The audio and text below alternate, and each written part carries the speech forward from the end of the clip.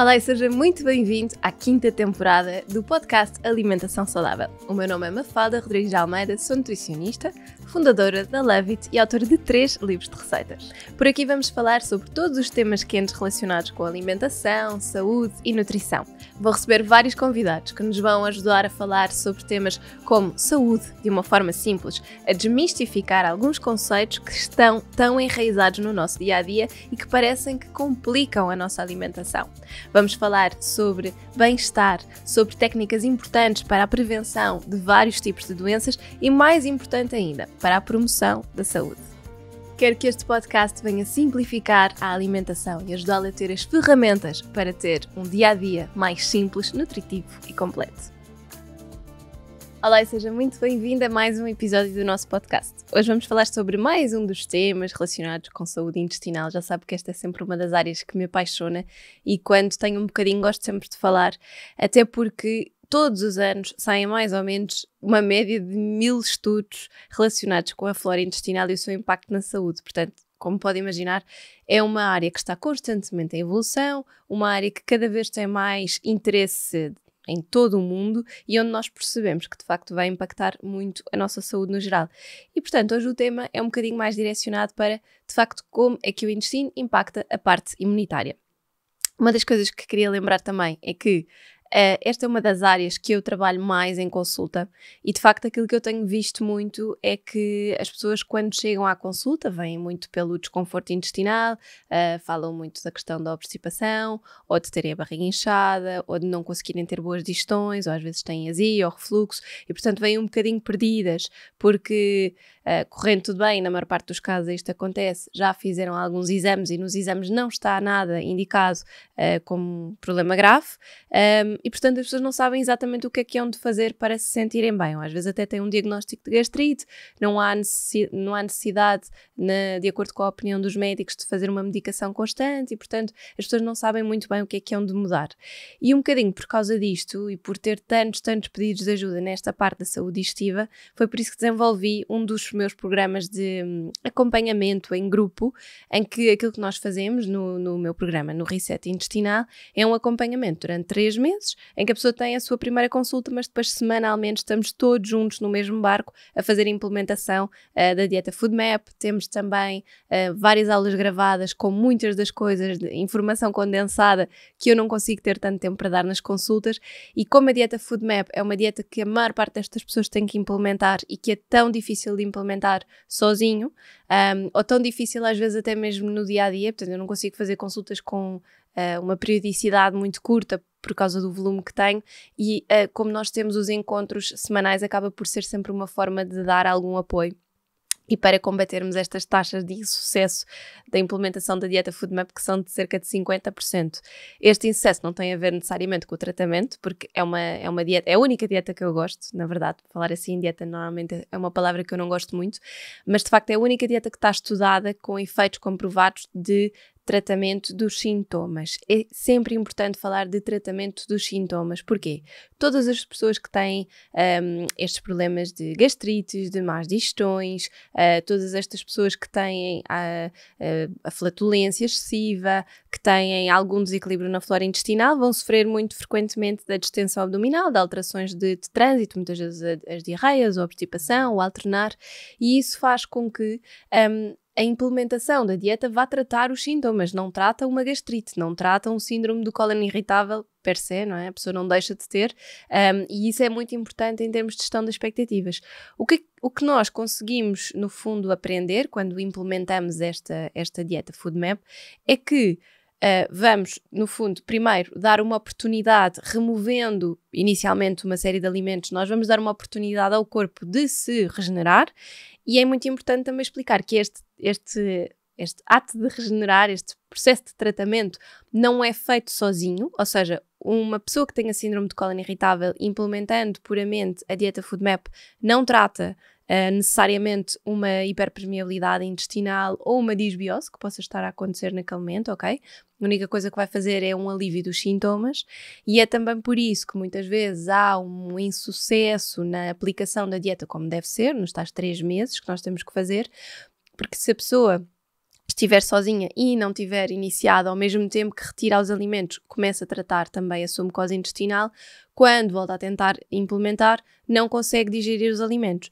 Então o objetivo neste processo todo e neste grupo dos 3 meses que nós fazemos é motivar, porque há muita coisa que nós vamos tirar e a pessoa precisa de ajuda para sentir que não está sozinha e deixou de comer uma série de coisas que gosta e para conseguir ter ideias. Daí que também haja o e-book com 60 receitas que são amigas do intestino para esta fase.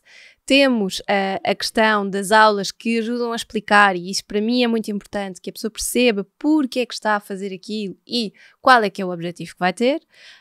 E depois também temos a questão de ter constantemente este apoio para perceber, portanto temos a primeira consulta em que eu vou em cada caso perceber qual é que é o tipo de tratamento que é necessário, e depois temos os encontros semanais para ajudar a perceber, mais o acompanhamento através da análise do diário alimentar para perceber como é que as coisas estão a correr, os sintomas, se aquela pessoa precisa de fazer exclusão mais 1 ou 2 semanas, se já está pronta para iniciar, se precisa de fazer um reforço aqui ou ali, que análises é que são importantes pedir durante este processo para ver se há necessidade efetiva de suplementação ou não, etc, etc, etc.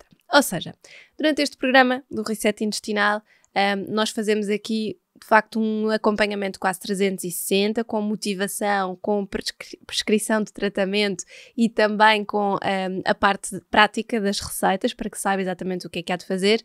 É um programa que tem corrido muito bem, já fizemos 2 edições, aliás, nós neste momento estamos na 2ª edição. Correndo tudo bem, no início do próximo ano conseguirei abrir novamente vagas para fazermos este tratamento, e eu acredito que acabe sobretudo por ser uma forma de a pessoa de fazer o tratamento muito mais completa e onde se sente muito mais apoiada do que, infelizmente, aquilo que se consegue fazer com o acompanhamento individual, precisamente por ter este componente curso, prática e a motivação constante através das aulas e dos encontros, onde a pessoa pode ir lá só desabafar e dizer o que é que não está a correr bem.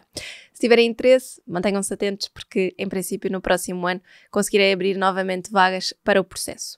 Mas isto tudo, primeiro para vos explicar como é que é a dieta FoodMap, porque lá está, é sempre uma das dúvidas que me vão perguntando muito nas consultas, e muitas das pessoas que me chegam até referem que lhes foi dada uma folha com as indicações da dieta FoodMap e a pessoa fica muito perdida porque não sabe o que é que aquilo quer dizer, quanto tempo é que tem que excluir, como é que vai reintroduzir, etc, etc. E, portanto, isto sabendo que é um assunto muito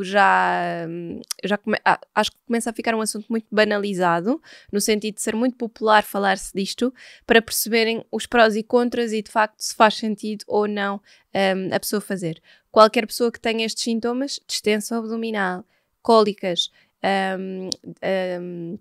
flatulência e ou alterações de trânsito intestinal, ou seja, não precisamos ter estes 4, mas pelo menos a dilatação e a flatulência são pessoas que estão perfeitamente aptas e que são as pessoas que vão beneficiar mais com a implementação de dieta, caso seja uma dúvida que têm, ok?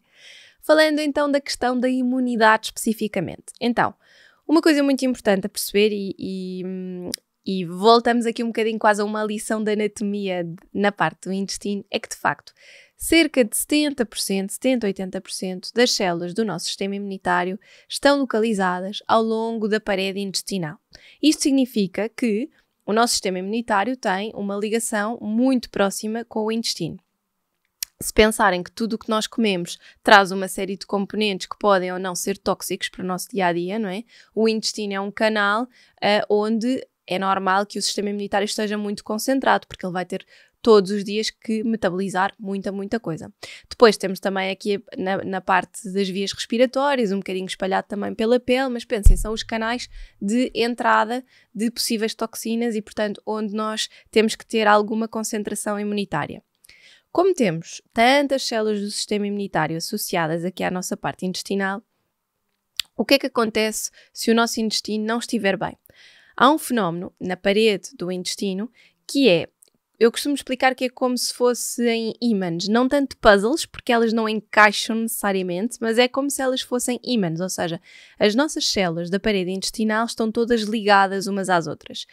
E é como se, quando nós começamos a ter alguns danos na nossa mucosa intestinal, estes ímãs fossem perdendo a força, ou seja, eles começam ligeiramente a abrir mais espaço, não estão agarrados e coesos, começam a existir pequenos espaços entre estas pecinhas. Isto faz com que o que é que acontece?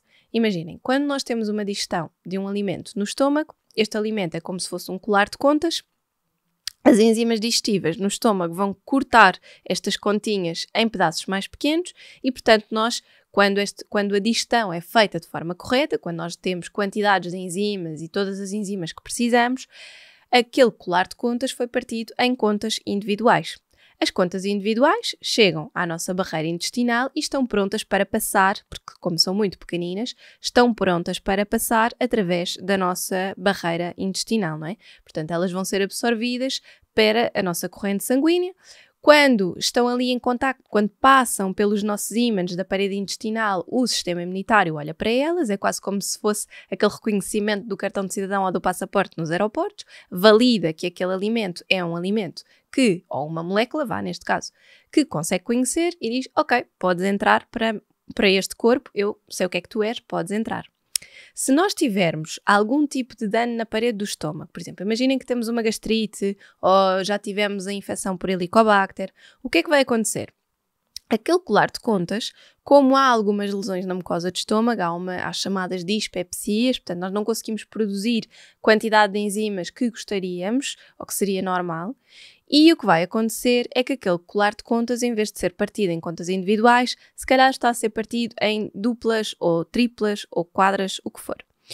E isto, quando chega ao nosso intestino, se nós tivermos um intestino relativamente saudável, o que vai acontecer é que as nossas bactérias da flora intestinal veem aquela molécula por digerir e pensam, ok, eu vou ter que digerir isto porque isto não vai ser absorvido no meu intestino. Uma flora intestinal saudável vai digerir aquele alimento e isto significa que, como vai precisar de água, ela é como se estivéssemos a cozinhar, não é? De repente temos uma coisa para cozinhar, temos que fazer uma combustão. Então eu vou precisar de água, é como se eu precisasse de lenha para a minha lareira e depois o produto dessa combustão vai ser gás.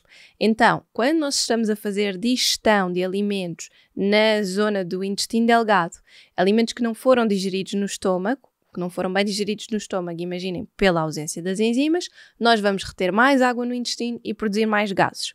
Isto também pode acontecer com as fibras, não é? Porque as fibras são sempre digeridas no intestino pelas bactérias da flora intestinal e é isto que acontece. Retenção de mais água e produção de mais gás.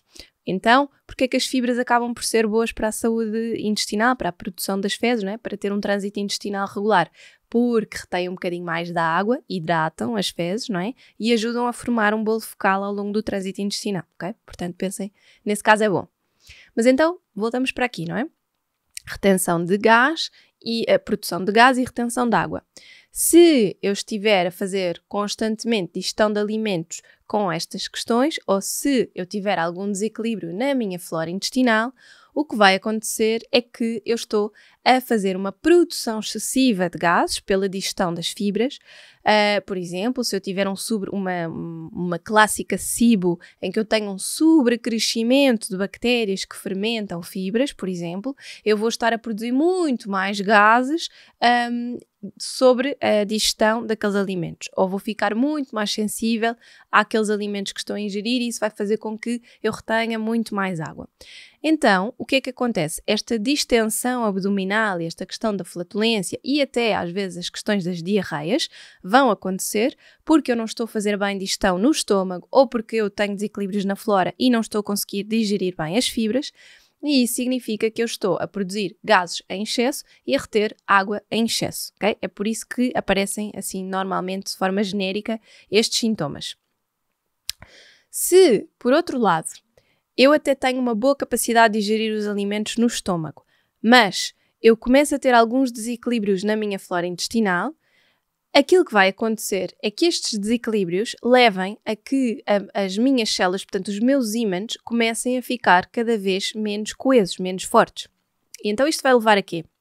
A situações em que, em vez de eu ter os meus ímãs completamente encaixados, eles começam a abrir. Portanto, se eu tenho alimentos que não foram bem digeridos no estômago pela ausência de enzimas, ou se eu tenho um desequilíbrio na flora e não estou a conseguir digerir bem as fibras, há alguns tipos de fibras, eu, em vez de ter moléculas individuais, começo então a ter a passagem, através deste intervalo dos ímãs, de duplas, de triplas, de quadras.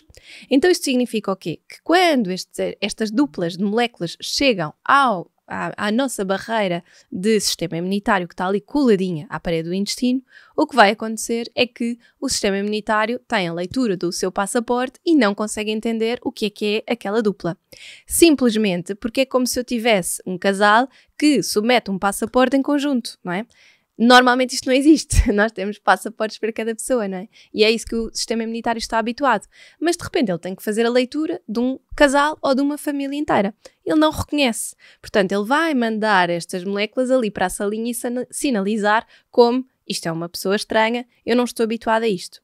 Imaginem um intestino que por ter uma gastrite, ou por ter a presença da Helicobacter, ou por ter uma úlcera gástrica, ou porque a pessoa fez uma dieta hiperproteica e desenvolveu uma SIBO por hiperdesenvolvimento de bactérias que digerem proteínas, ou por ter feito uma mudança de alimentação que levou, por exemplo, a que fizesse uma alimentação mais vegetariana, por exemplo, e então tem um sobrecrescimento de bactérias que fermentam as fibras, ou porque a pessoa tomou algum tipo de medicação, um antibiótico, que provocaram uma degeneração, uma alteração nas bactérias do intestino, ou porque a pessoa dorme mal e isso levou a que ao longo do tempo fosse tendo uma degeneração da flora, ou porque a pessoa tem muito stress e isso levou a degenerações da flora. Portanto, há N razões que podem levar a isto, não é?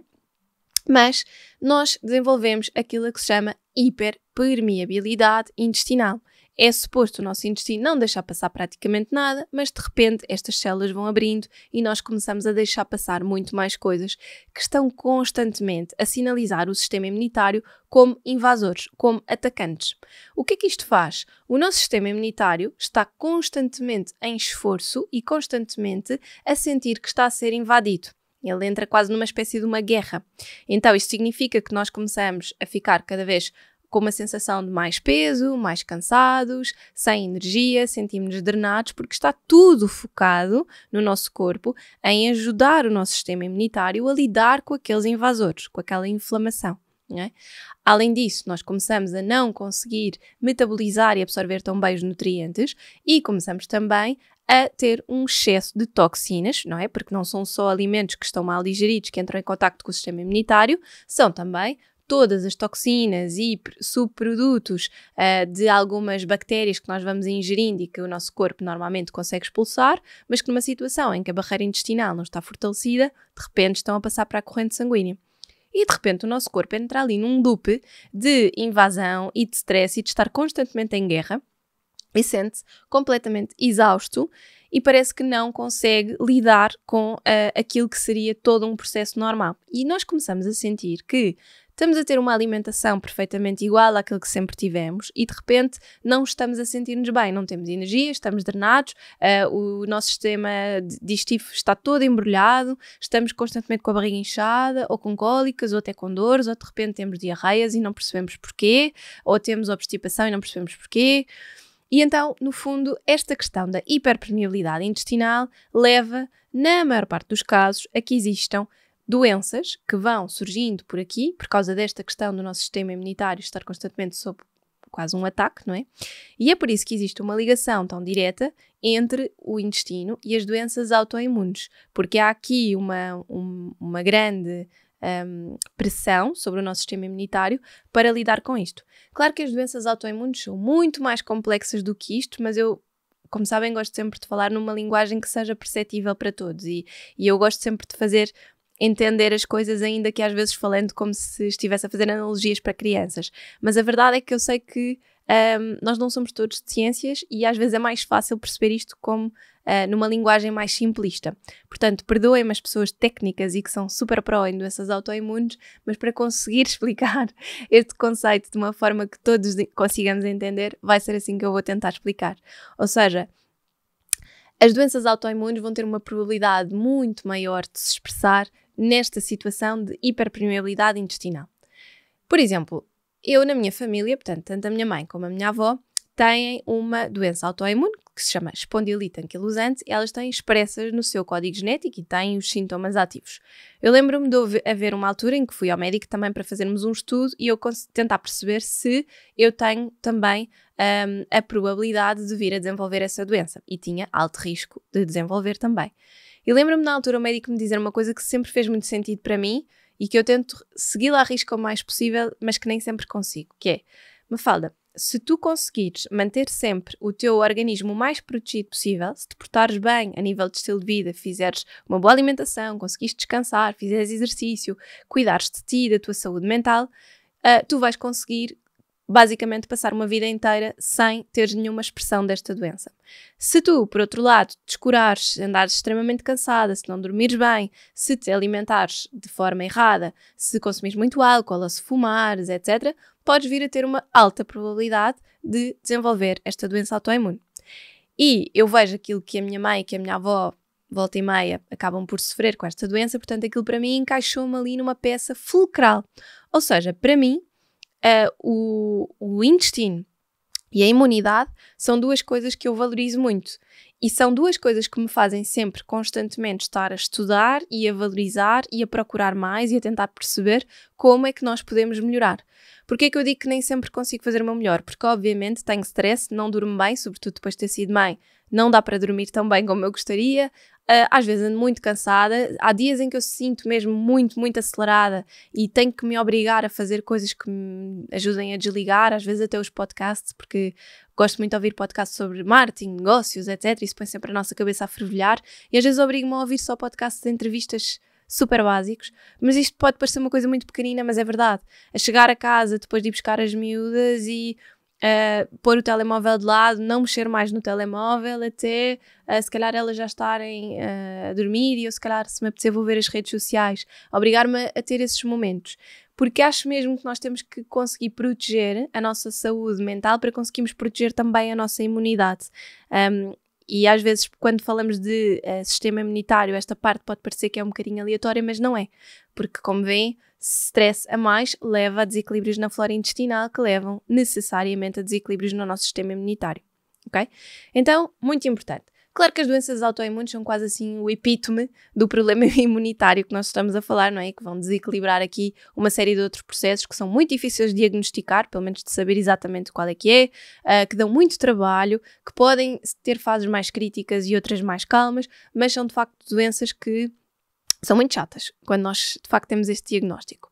Agora, existem muitas outras implicações imunitárias e eu acho que a principal que nós conseguimos ver é de facto esta sensação da energia, um cansaço extremo, uma sensação de eu até dormi 8 horas, tive um sono super tranquilo, acordo e parece que não dormi nada, parece que estou exatamente igual, com a sensação de estar drenada que tinha antes de ir adormecer, e isto é muito comum e é mesmo um sinal clássico de hiperpermeabilidade intestinal, de imunidade diminuída. Depois temos aqueles normais de a pessoa estar sempre constipada, demorar muito tempo a conseguir dar a volta ali à doença, ou como acontece muitas vezes agora com estes vírus que vêm da creche, que são, para mim são super vírus, não é? Eu demoro quase 3 semanas às vezes a recuperar de uma infecção viral, de uma bronquiolite, por exemplo, que uma das minhas filhas apanha, enquanto que ela demora 1 semana. E isso muitas vezes tem a ver com, obviamente, eu não durmo tão bem, eu estou mais cansada, e tudo isto é um processo.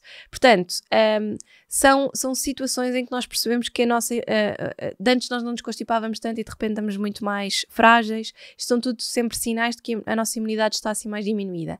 E depois temos também outros sinais muito interessantes que eu vejo muito em consulta, que às vezes não são propriamente só de imunidade, mas também, não é? Porque tornam-nos mais suscetíveis a termos determinados sintomas, e que são também quadros clássicos das pessoas que eu vou acompanhando nos programas, nas consultas, que é pessoas que têm estas queixas intestinais e que depois também se queixam de dores nas articulações, rigidez nas articulações, falta de lubrificação, às vezes mesmo dores específicas nos joelhos ou nas mãos, notam estas dores. Isto tem muito a ver com a questão da serotonina, porque nós quando temos estes desequilíbrios na flora intestinal produzimos menos quantidade de serotonina e essa produção de serotonina diminuída não só vai impactar diretamente a nossa sensação de bem-estar, de felicidade, mas depois também vai impactar a quantidade de melatonina que nós produzimos, que é a hormona que nos ajuda a dormir, e portanto se eu tiver hiperpermeabilidade intestinal estou muito mais suscetível a sentir-me mais infeliz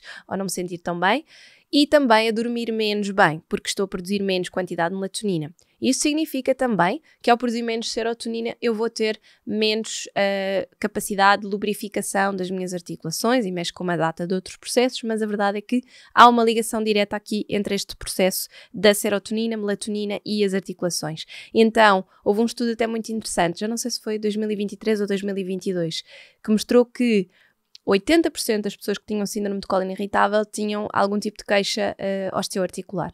Muito, muito interessante este estudo, mas de facto que nos mostrou aqui esta conclusão, e para verem é de facto muito, muito comum, 80%. Depois outra questão que temos é com a pele. Ou seja, muitas das pessoas que eu acompanho nestes desequilíbrios intestinais têm também alterações na pele, seja eczema, seja psoríase. Atenção, psoríase tem uma condição autoimune, portanto é normal que seja um dos problemas de pele que nós vamos ver aqui mais vezes presente nos problemas intestinais, e o eczema em parte também. Muitas vezes acne, muitas vezes notam que pele, cabelo, unhas, tudo muito fraquinho, pele com muita tendência para estriar. Isto porquê? Porque nós... obviamente a questão da absorção dos nutrientes fica diminuída, mas também tudo o que sejam condições inflamatórias de pele são influenciadas por esta questão do intestino não estar tão bem. Lá está, sinalização do sistema imunitário constantemente. E estas tendências vão muito para cada um de nós, não é? Cada um de nós tem características individuais específicas, portanto, para mim pode-me dar mais problemas de pele, para si pode-lhe dar mais problemas nas articulações, ou para mim até dá mais acne, para a minha amiga dá mais psoríase. Portanto, isto tem muitas implicações obviamente diferentes. Há uma pessoa que até pode dar alopécia, que é aquela queda de cabelo constante e já crónica, é muito comum também, às vezes até ser um diagnóstico.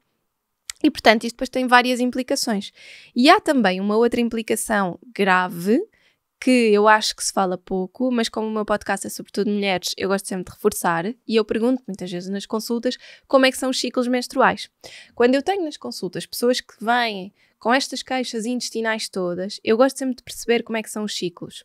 Feliz ou infelizmente, muitas vezes nós não conseguimos ter esta noção porque há uma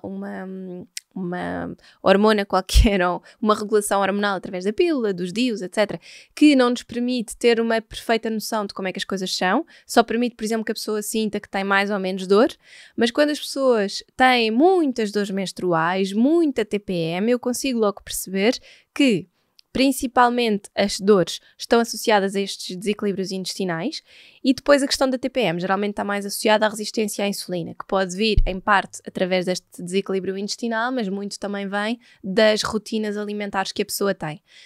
E então é muito importante também percebermos que não só impacta a qualidade do ciclo menstrual, qualidade do sangue, as dores que nós vamos ter, fluxo mais ou menos, não é? Porque depois também tem a ver com a produção hormonal, mas depois também tem um impacto muito grande em questões como a fertilidade, o equilíbrio hormonal ao longo da vida. Por exemplo, em fases de pré-menopausa e de menopausa, se a mulher vai ter mais ou menos probabilidade de ter os sintomas associados ao desequilíbrio ou de se sentir mais ou menos. Há mulheres que quase não têm sintomas e mulheres que têm uma enormidade de sintomas e de mal-estar associada à menopausa. Portanto, é muito interessante percebermos como é que este nosso órgão, o nosso intestino, vai também impactar aqui a produção não só de serotonina e de melatonina, bem-estar e sono, como também tudo o que seja relacionado com a parte da fertilidade e do sistema reprodutor. Então, se tiver estas queixas, também é muito importante. Então, quando falamos de imunidade, eu já tive aqui outros episódios até de alimentos que nos podem ajudar a reforçar o nosso sistema imunitário, e falamos mais de coisas que vêm de fora para dentro, nutrientes que nós podemos dar ao nosso corpo, falamos muito da vitamina C, não é? Da vitamina D, são sempre coisas importantes. Se tivermos sobretudo problemas respiratórios, a equinácea é das melhores plantas para suplementar, para beber como chá, é das mais eficazes e que tem mais estudos. O pólen da abelha também super bom, mas são tudo coisas que vêm de fora. E muitas vezes nós precisamos de cuidar primeiro o nosso sistema imunitário primário, ou seja, o nosso sistema imunitário de dentro, associado ao intestino, para conseguirmos prevenir uma série de outros problemas imunitários que obviamente também vão beneficiar desta reposição externa, não é? Então, o intestino tem um impacto super importante na nossa imunidade primária, imunidade global, porque é aqui que nós estamos a trabalhar todos os dias com exposição a tóxicos, a vírus, a bactérias, até a parasitas, que estão naturalmente presentes nos alimentos, na água, etc. E que nós temos que metabolizar aqui e lembrar-nos sempre que nós até podemos ter uma alimentação impecável e perfeita, mas se nós temos sinais de más digestões ou de barriga inchada ou de flatulência, ou às vezes até nem temos estes sinais, mas temos os outros, né? O sistema digestivo até não está a sinalizar nada, mas temos estas dores nas articulações, temos o cansaço extremo ao acordar, temos muitas dores menstruais, temos grandes alterações de ciclo menstrual ou problemas de fertilidade ou dificuldade em dormir, tudo isto, problemas de pele, acne, psorias, etc., tudo isto são sinais de que a nossa imunidade pode estar a ser comprometida e que geralmente pode vir a partir daqui do intestino. Por isso, esta era a principal mensagem que tinha para vos deixar. Eu acho que se quiserem complementar um bocadinho com a questão de ok, então agora o que é que eu posso fazer para melhorar a questão das enzimas digestivas? Temos um episódio totalmente dedicado às enzimas digestivas aqui no podcast, é só pesquisarem. Então o que é que eu posso fazer para melhorar a minha flora intestinal? Temos os episódios vários dedicados à saúde intestinal, um deles sobre o butirato, temos outros só sobre flora intestinal, temos até com a doutora Marta Patita sobre esta questão do glúten, de lactose, do síndrome de cólon irritável, o que é que isto é, como é que eu sei se tenho, que exames é que eu tenho que fazer, se estão alerta e se têm algumas queixas, são coisas super boas. Se ficaram um bocadinho com esta pulga atrás da orelha de que nutrientes é que nós podemos dar ao corpo para reforçar a imunidade também, vão ver esse episódio, porque também é só pesquisarem no YouTube ou no Spotify, onde estejam a ver, na Apple Podcasts, e conseguem encontrar também. Mas, quando falamos de imunidade, intestino é imunidade primária e, de facto, é muito importante começarmos por aqui. Se ficaram com atenção porque têm estes sinais, de facto, o vosso corpo está a dizer que precisam de se cuidar e, quando pensamos nisso, a resposta não está apenas numa vitamina C efervescente, como tantas vezes fizemos e ao longo da vida também ainda vamos fazendo, mas está em tentar complementar um bocadinho a nossa saúde através, eventualmente, de corrigir esta hiperpermeabilidade intestinal ou fazer um teste de SIBO e perceber se o meu problema é uma SIBO e não propriamente só a hiperpermeabilidade, mas terem muito presente que na maior parte das vezes em que há uma desregulação da flora e quando já temos sintomas, e às vezes até sintomas que não são só gástricos, nós temos de facto que estar atentos e ter noção de que a hiperpermeabilidade já pode lá estar. E que a hiperpermeabilidade tem que ser corrigida, não pode ser só, mais uma vez, como vos falava no início da questão da Food Map, não pode ser só tirar alguns alimentos e reduzir o stress, não é só isso, não vai ser suficiente, já é uma grande ajuda, mas eu tenho que ir tornar os meus ímãs mais fortes outra vez e corrigir essa hiperpermeabilidade através de tratamentos específicos. Okay? Uma das coisas que eu trabalho também muito em consulta e que nós, e nos programas, no Reset também, e que nós temos que fazer para garantir que ao fim de 3, 4 meses de tratamento a pessoa está impecável. Eu vou partilhando muito, acho que também já disse aqui em alguns episódios, por exemplo, é muito frequente nós termos disbioses após o parto, eu tive uma cesariana outra vez e portanto isso significa que eu tive mais ou menos 4 meses para trabalhar aqui sobre a minha disbiose pós-cesariana. Foram mais ou menos 4 meses, portanto ela nasceu em maio, foi o verão inteiro, em setembro eu já me sentia 100% bem. Isto para também dar a expectativa de que não é ao fim de uma semana, é um processo que leva tempo, por muito que a pessoa saiba o que é que tem que fazer, tem que ter presente que não vamos ter sempre dias perfeitos, porque lá está, depois não dormimos tão bem, ou porque estamos mais cansados, portanto há sempre um voltar atrás e um andar 2 passos para a frente, mais um para trás, etc. Andamos sempre nisso, mas é um processo que em média tem 3, 4 meses de tratamento, ok? Portanto, lembrem-se disso, que se estes sintomas também soaram aí alguns sininhos na vossa cabeça, que devem encarar isto como olhar para o intestino, tratar a hiperpermeabilidade, perceber se tem SIBO ou não, tratar com a alimentação, reduzir o stress, dormir melhor, e tudo isto vai ajudar a que a vossa imunidade fique muito mais fortalecida e prevenir o desenvolvimento de doenças autoimunes que, infelizmente, cada vez é mais notório. Ok? Espero que tenham gostado. Um beijinho e vemo-nos para a semana.